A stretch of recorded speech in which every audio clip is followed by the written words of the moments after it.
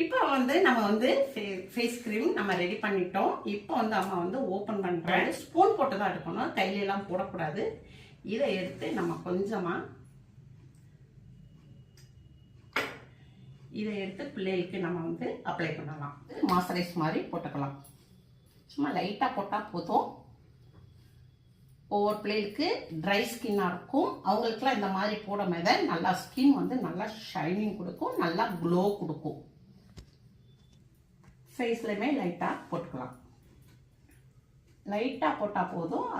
அந்த மாய்ஸ்சரைஸ் மாதிரி தான் இருக்கும். உங்களுக்கு இது க்ரீமை வந்து அப்ளை பண்ணியிருக்கோம். இந்த க்ரீம் அப்ளை பண்ணதோடைய இதை தெரியல பாருங்கள், கரெக்டாக நார்மலாக மாய்ஸ்சரைஸ் மாதிரி இருக்குது.